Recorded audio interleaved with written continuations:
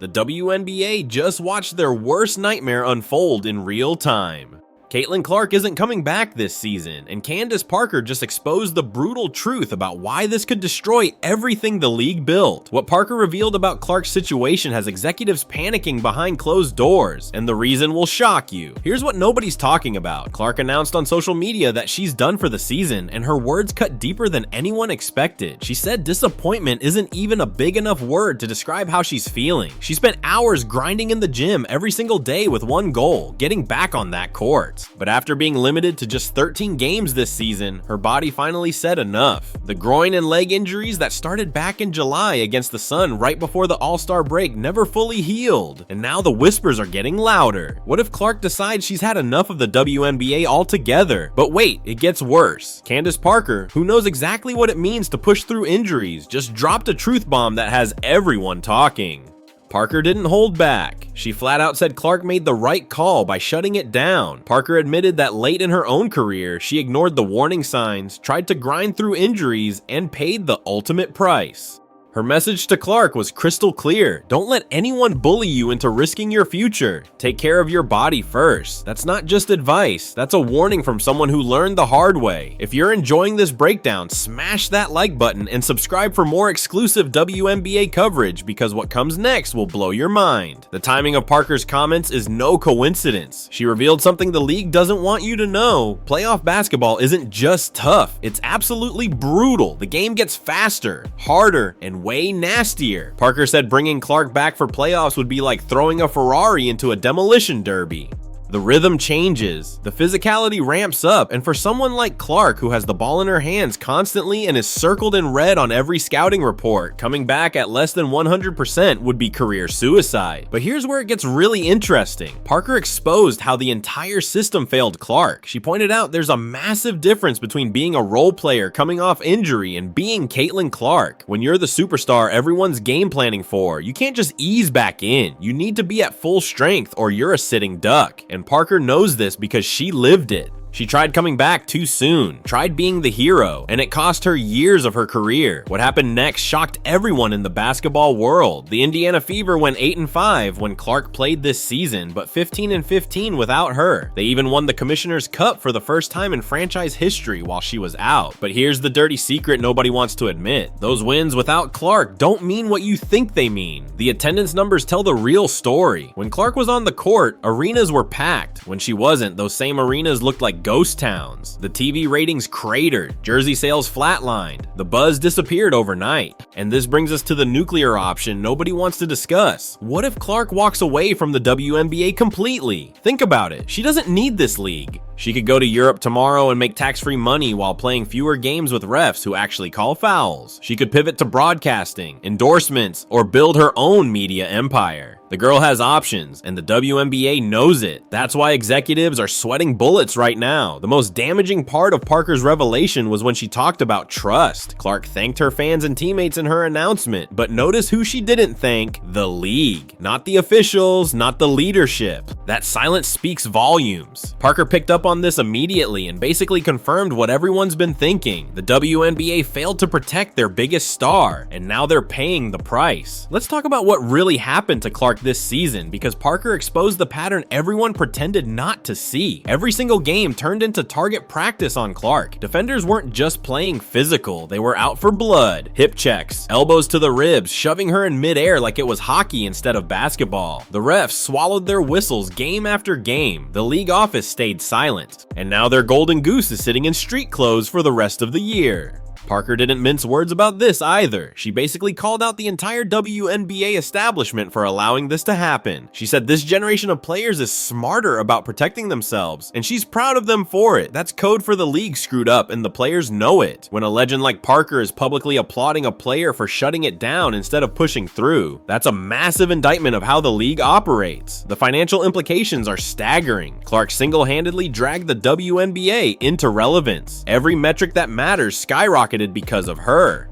Attendance up, ratings through the roof, jersey sales exploding, social media engagement off the charts. She didn't just elevate the Fever, she elevated the entire league, and now all of that momentum is grinding to a halt. But here's what Parker revealed that should terrify the WNBA most. She talked about the bigger picture and making sure players get healthy for the long term. Translation: Clark needs to think about her entire career, not just one season in a league that won't protect her. Parker basically gave Clark permission to prioritize herself over the WNBA. And coming from someone of Parker's stature, that carries massive weight. The comparison Parker made to her own career is haunting. She admitted she made mistakes by pushing through injuries, by trying to be the hero, by putting the league before her body. She's telling Clark not to make those same mistakes. When a Hall of Famer is publicly warning the league's biggest star to protect herself from the league itself, you know something's fundamentally broken. What makes this even more explosive is the timing. The WNBA is at a crossroads. They finally had their breakthrough moment with Clark, their chance to go mainstream, to capture the cultural zeitgeist, and they blew it. They let defenders beat the hell out of their meal ticket while pretending it was just physical play. Now that meal ticket might walk away forever. Parker also exposed another uncomfortable truth. She talked about tunnel vision and how players get so focused on the immediate goal that they lose sight of the bigger picture. But she flipped it around. She's saying the WNBA has tunnel vision too. They're so desperate for ratings and relevance that they're willing to sacrifice their biggest star's health. That's not leadership, that's desperation. The reaction from fans has been swift and brutal. Social media is flooded with people saying if Clark's not playing, they're not watching. That's not loyalty to the WNBA, that's loyalty to Clark specifically. And that should terrify league executives because it means all their growth is tied to one player who might be ready to walk away. Parker's comments about rhythm and conditioning reveal another layer to this disaster. She explained that coming back during playoffs when you haven't been in game shape is dangerous for any player, but especially for someone like Clark who controls the offense. The game speeds up, the physicality increases, and if you're not ready, you're going to get hurt again. Parker's basically saying the league was willing to throw Clark to the wolves just to squeeze out a few more playoff ratings.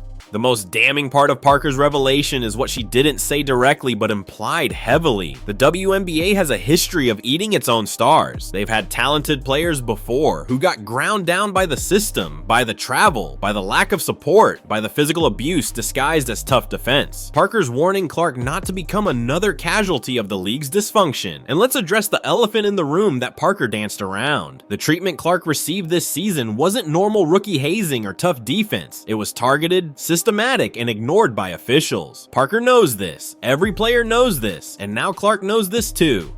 That's why the possibility of her leaving isn't just speculation anymore, it's a real threat. The Fever organization is trying to spin this as Clark being supportive from the sidelines, but Parker sees through that too. She knows what it's like to watch your team from street clothes, feel helpless while your body betrays you.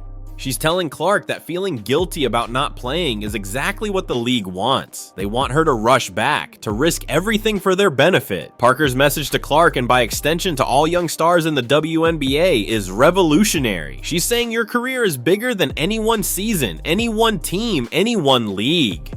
That's borderline heretical in professional sports, but it's also the truth. And coming from someone who gave everything to the WNBA and has the scars to prove it, that message hits different. The international options Parker hinted at are very real. European leagues would roll out the red carpet for Clark tomorrow. Better pay, fewer games, actual officiating, and respect for star players. The WNBA likes to pretend they're the only game in town, but Clark has options, and Parker just reminded everyone of that fact. What nobody's talking about is how this affects the next generation of players. Every young star watching this situation is taking notes.